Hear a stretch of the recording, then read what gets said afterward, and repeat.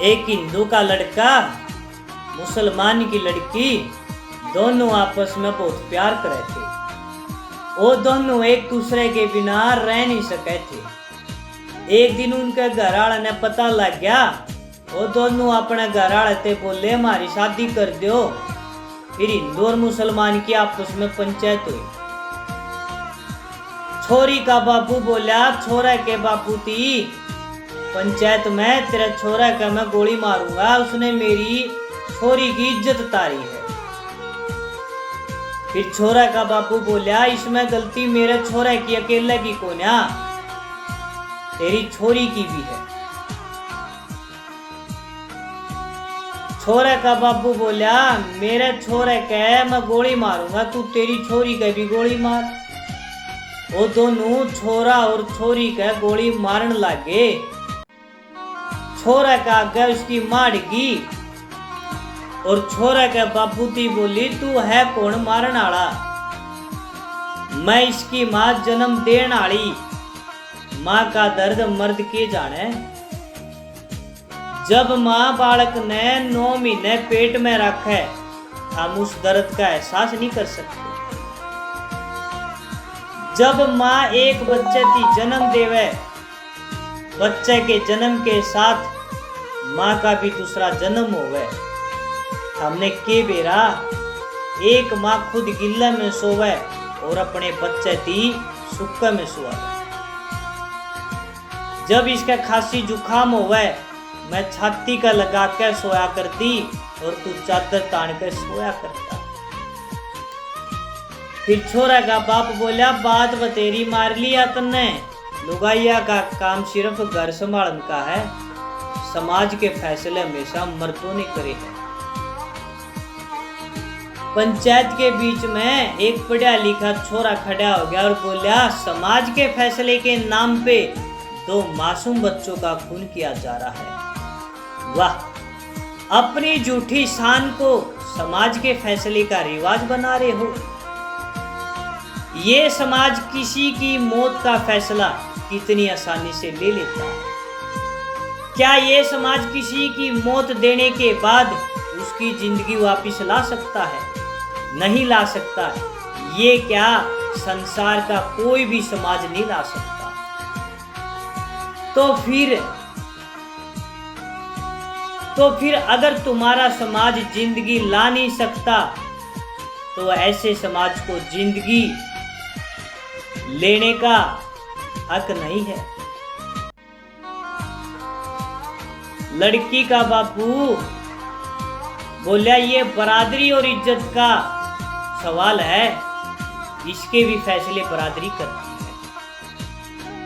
अगर कोई बरादरी की जिंदगी से खिलवाड़ करेगा उसका भी यही इल्जाम होगा। फिर पढ़ा लिखा छोरा बोला क्या प्रेम करना इज्जत आबरू से खिलवाड़ है, तो फिर क्यों इसको खुदा का दूसरा नाम कहते हैं? कौन से मजहब में लिखा है प्रेम करना गुनाह है? अगर प्यार गुनाह होता तो सलीम का अनारकली से, यूसुफ का जुलेखा से, मां का बेटे से और बंदे का खुदा से।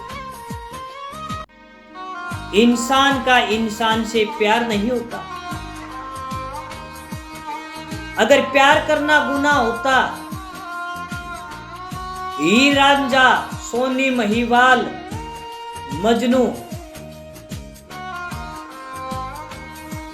इनकी सबकी मोहब्बत बड़ी दास्तां नहीं होती। लेकिन तुम्हारे घरों में ऐसा हुआ तो गलत। अगर तुम्हारे घरों में ऐसा हुआ तो गलत हो गया। मैं तुम्हारे आगे हाथ जोड़ता हूं, इन बच्चों को जीवन दान दे दो। छोरी का बाबू बोला ऐसा कभी नहीं हो सकता, इसके लिए मेरे चाहे खून क्यों न बहा जाए, हम अपनी लड़की की शादी हिंदू के लड़के से कभी नहीं कर सकते। फिर वो पढ़ा लिखा छोरा बोला क्यों नहीं हो सकता? क्या ऐसे पहले कभी नहीं हुआ? उठाओ ये हिंदुस्तान का इतिहास। क्या मुसलमान बादशाह अकबर ने हिंदू लड़की जोधाबाई से शादी नहीं की?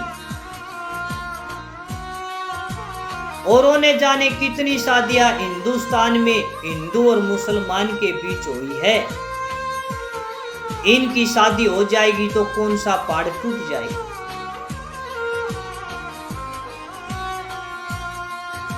छोरी का बाप बोला, फिर पढ़े लिखे लड़के थी,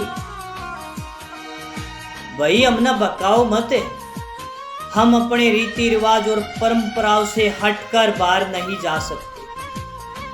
फिर वो पढ़ा लिखा छोरा बोला, कौन से रीति रिवाज परंपराओं की बात करते हो? जो रीति रिवाज तुम्हें अच्छे लगते उसे पकड़ कर बैठ जाते हो, और तुम्हें अच्छे नहीं लगते उनको छोड़ देते हो।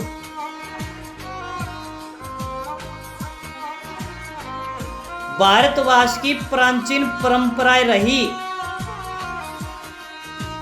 लड़कियां अपने व्रत स्वयं खुद चुनती थी। स्वयंवर हुआ करते थे।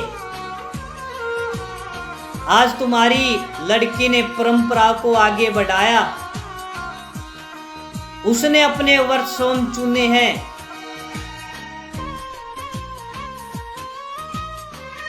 लेकिन तुम इसका विरोध इसलिए कर रहे हो कि क्योंकि लड़का मुसलमान नहीं है।